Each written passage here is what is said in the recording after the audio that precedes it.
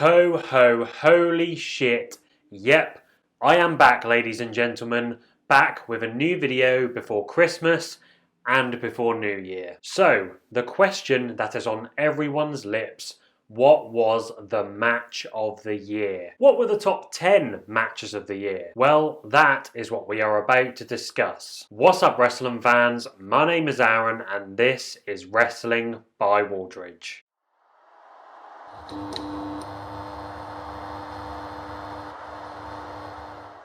Guys, if you're new here, welcome to the channel, and if you're returning, it's fantastic to see you again. If you enjoy this video, please click that subscribe button, give it a like, give it a share across social media, and hit the notification bell to be notified when I release new videos on the channel. If you want to hear me ramble on about where I've been lately, then please stick around to the end of the video. So, a little disclaimer before I get started, this is a subjective list and these are my opinions. So when you see The Miz versus Damian Priest with the Zombies from WrestleMania Backlash as my match of the year, please don't be angry at me, okay? Okay, so to kick things off we have the grudge match between Darby Allin and MJF from AEW's Full Gear pay-per-view, which was probably my favourite pay-per-view of the year. So even though this match is my number 10 pick, this was the best in-ring story told all year in my opinion. We saw MJF target the back of Darby Allin after he missed a coffin drop on the ring apron. We saw Darby take advantage of MJF's leg after he injured it following a backbreaker. We saw the story of how Darby might have been his own worst enemy because of his recklessness. And to top it all off, we witnessed the story of MJF trying to carry out his promise of defeating Darby with a side headlock takeover. And after many attempts throughout the match, he kept his promise and won with the maneuver after using the Dynamite Diamond Ring. I really wanted to give the psychology a 5 because MJF's heel work was fantastic and the selling from both performers was largely excellent. However, I don't know if Darby should have made it back into the ring after the tombstone on the ring apron, and I would like to have seen him sell just for a little longer after some of the coffin drop attempts. I loved the finish in regards to how it ended the story of the match, but in isolation it was a cheap finish which felt slightly underwhelming after a phenomenal match. Then coming in at number 9, Britt Baker vs Thunder Rosa in a lights out anything goes match from the St. Patrick's Day Slam edition of AEW Dynamite. This match may go down as the most iconic match on this list, firstly because of what it did for women's wrestling, but also, and perhaps more importantly, what it did to elevate the careers of Thunder Rosa and Britt Baker. The story was a simple one, but it was told very effectively by two women who absolutely despise each other and were willing to do anything to get one over the other. The intensity was tremendous, and whilst you might argue that the match was nothing more than a string of weapon spots, I actually thought that each spot was done with an intention behind it. You could see this from the excellent facial work by both women, and speaking of which, we also saw one of the most memorable moments in AEW history. Britt Baker, covered in blood, smiling at the camera. Badass. Some of the spots were a little messy in execution, but certainly not terrible, and whilst I loved the pacing as well as all of the spots, I would like to have seen a little more selling between each spot, as opposed to both competitors quickly moving on to the next one. But this match is bloody brilliant. My 8th match of the year is one I found to be even better after I'd watched it again. Johnny Gargano versus Kushida for the NXT North American Championship from NXT TakeOver Vengeance Day. Vic Joseph described this match perfectly, a technical chess match. Kushida and Gargano traded momentum in a story which saw Kushida relentlessly attack Gargano's arm whilst Gargano attacked Kushida's neck. There wasn't much depth to the story itself, but it was a story that cultivated excellent psychology, as both strategies worked towards making their finisher maneuvers as effective as possible. Obviously it takes two to tango, and Kushida definitely helped to make this match what it was, but I thought Gargano's performance in particular was world class. His facial expressions and reactions were fantastic, and his selling was some of the best I've seen this year. In regards to the quality of the wrestling, it was outstanding. The counter wrestling was out of this world, the technical wrestling was flawless, and the transitions were seamless. Best exemplified by Kushida's top rope Spanish fly, which he transitioned into an armbar. Mesmerizing stuff. My 7th match of the year is the most recent match on this list. It actually happened just last week. Bryan Danielson versus Adam Hangman Page in a singles match for the AEW World Championship, which lasted the entire 60-minute time limit. From AEW Dynamite, winter is coming. In my opinion, this just might be Bryan Danielson's best performance of all time. The character work, his selling, his ring awareness, his heel psychology, his technical work were all on point for this match. He was absolutely brilliant, and Hangman was certainly no slouch in these departments either. Both competitors told an excellent story, primarily centered around Danielson's complete lack of respect for the champion. Danielson used his superior technical ability to control the match from early on, and from there proceeded to dissect Hangman by firstly attacking the legs, then attacking the midsection, and finally attacking the arms, all whilst acting like a cocky little shit. However, the spirited champion consistently found ways to get back into the match. The psychology was excellent, bar a couple of timing issues here and there. The DDT on the concrete probably either should have ended the match or just not happened at all, but I thought both men sold extremely well for each other. Unfortunately, the commercial breaks made the pacing a little clunky, which is why I gave the match structure a 4, but this was a phenomenal slugfest, which is a must watch for anyone who hasn't seen it yet. Next up, we've got a singles match that happened at New Japan's New Beginning in Nagoya show between Shingo Takagi and Hiroshi Tanahashi, go Ace, for the IWGP Never Openweight Championship. First of all, I would like to say thank the Lord that Hiroshi Tanahashi's neck is still in one piece, because Shingo nailed Tana with a Made in Japan during this match,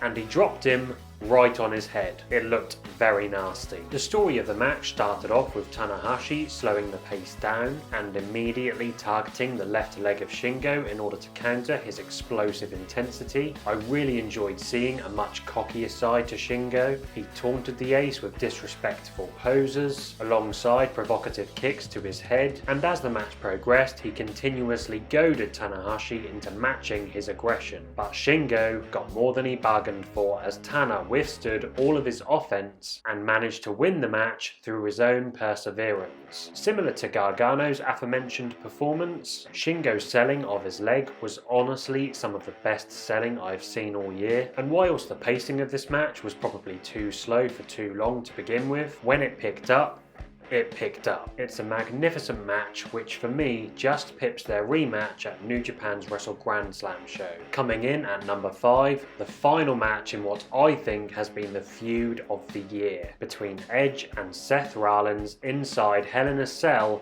from WWE Crown Jewel. You could definitely tell that this match was the culmination of a very personal rivalry when you look at how both men were constantly raising the level of violence. It got to a point where winning the match simply wasn't enough. But what I loved most about this story is the callbacks to their previous feuds with other competitors, as well as their own prior history together. Firstly, we saw Seth Rollins attack the eyes of Edge, the same tactic we saw Seth use in his feud with Rey Mysterio earlier last year. We saw Edge break off and use the metal bar of a steel chair, as he often did against Roman Reigns, and the match finished in a very similar way to how the feud began 7 years ago. But this time it was Edge with his boot on the back of Rollins' head and neck. I thought the selling from both men was exceptional, especially from Edge in the final moments of this match. However, whilst I appreciated some use of the sell early on, the match did kind of transition into more of a TLC match, and the sell became somewhat of a non-factor. That's not to say it took anything away from the in-ring action though. Seth crashing through a table after Edge pushed him in a sell from atop the turnbuckle was probably bump of the year for me. Next up at number 4, an absolute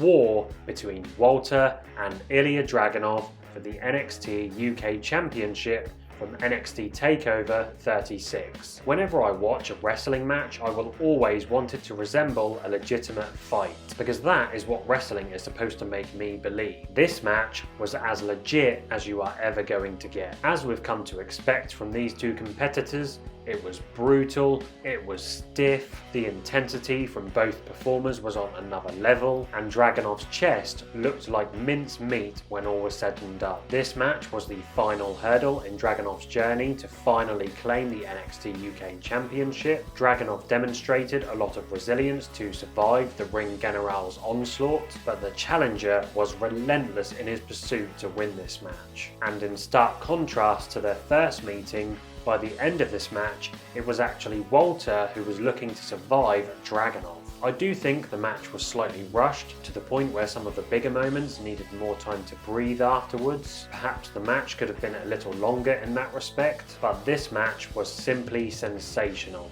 and it's not a surprise to me that it's at the top of most people's lists. My number 3 match of the year, Shingo Takagi versus Will Ospreay for the IWGP World Heavyweight Championship from Wrestling Dontaku. The match told a great story of two opponents throwing absolutely everything in their arsenals at each other in a physical war of attrition. I also loved the side story of Ospreay drawing inspiration from his previous singles encounter at a Dontaku event against Kushida in 2018, and I thought Kevin Kelly did an excellent job of adding context to it. I do think the story was perhaps slightly too simplistic, especially when you compare it to some of the other stories told this year, but that's not to say it hindered the quality of the wrestling in any way. Both competitors refused to give up, which meant that this match lasted for quite a long time, 44 minutes and 53 seconds to be exact. However, I do not think that the length needed to be shortened in any way. Obviously, the wrestling ability of Shingo and Will helped to keep this match interesting and exciting, but I thought the pacing of this match was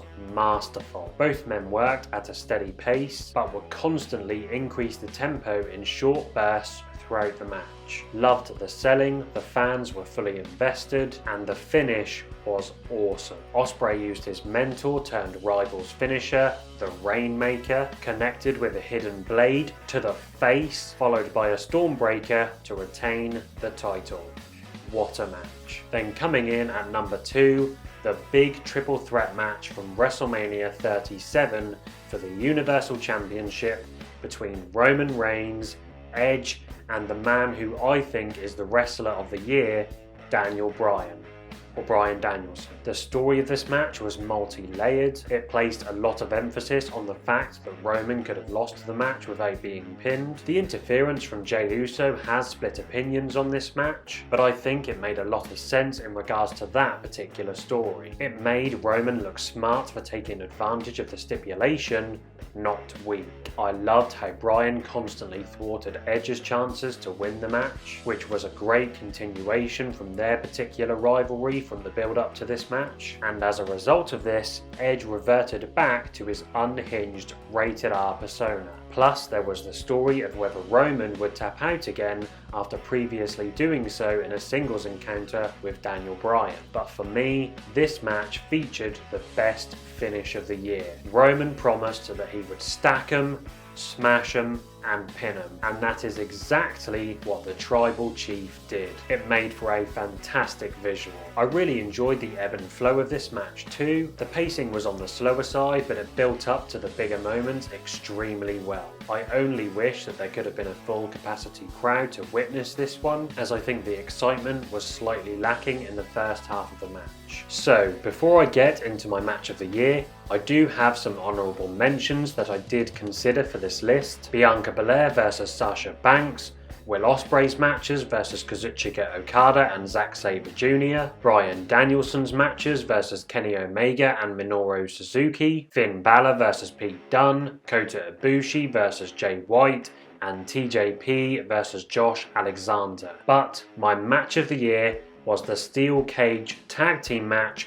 between the Lucha Brothers and the Young Bucks for the AEW tag team titles from AEW All Out. This match was a spectacle. From the epic entrances to the incredible in-ring action, Rey Fenix take a bloody bow, right up to the moment the match finished. We were treated to an emotionally charged story which focused on the resilience and the bond between Rey Fenix and Penta, perhaps signified best when Penta attempted to shield his little brother from harm. I'm not crying, you are. Despite the Young Bucks' best efforts to put their opponents away, the Lucha brothers refused to give up. I gave the psychology a 4 because there were 1 or 2 times when I don't think a cover logically should have been kicked out of. A couple of the big spots could have been sold for a little longer. However, I loved how frequently the cage was used. I loved how both teams acted like tag teams and not just 4 individuals, and I thought both teams sold the general wear and tear that usually comes with a cage match very well too, especially Penta and Phoenix after their blade job. The fans were super into this match. There was a lot of drama and some of the spots were absolutely unreal. I alluded to Rey Fenix's performance earlier on. This man did things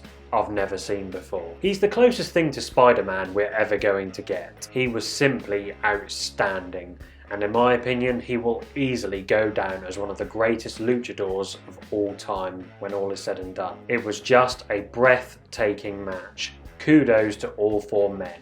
Yes, even the Young Bucks. And that was my top 10 matches of the year. Honestly, there has been some magnificent wrestling across the board this year, and I cannot wait to see what 2022 has in store either. But let me know what your match of the year was in the comment section down below. Also let me know if you enjoyed this video as well. Now, where have I been lately? Well, if you couldn't tell by the change of setting, I have recently moved house with my partner. It's been quite a long process, but we are finally settled in. The internet is up and running, and I am ready to get the ball rolling again on this channel as we head into the new year. So thank you for being patient with me, and thank you for not unsubscribing. I've been on a ton of other shows lately. I did a video with Bama Day, Chris Dees and Mike Nunn where we talked about our favourite top 10 British wrestlers. I was on the Bury the Gimmick podcast with Big Mike where we fantasy booked the 2022 Royal Rumble. That was so much fun to be a part of. I was on the Non-Stop Chat Wrestling channel with the hardest working YouTuber Barry for a watch along, and I was on the Wrestling with the Truth podcast with my close friends BC Hunter and Jay Myers where we did a mini under analysis of Bret Hart versus Owen Hart from WrestleMania 10. Check that one out guys, that was a lot of fun to do. And BC sent me some sweet Wrestling with the Truth merch. Check that out, I'll be wearing that in a couple of videos in the future. Thanks to those guys. I'm definitely working on returning the favour for all of these guys. I'd love to have all of them on my channel at some point. I've got some fun collabs with Steve from the one and only SCW Wrestling in January, and I'm sure as hell hoping to do more. Please give me a follow on Twitter and Instagram at WrestlingByW, and like I said before, if you enjoy this video guys, please think about giving me a subscribe. Please hit that like button, give it a share across social media, and hit the notification bell to be notified when I release new videos on the channel. I hope you all have great days guys. I hope you all have a very Merry Christmas and a great New Year, and I shall see you all for the next one. Bye bye.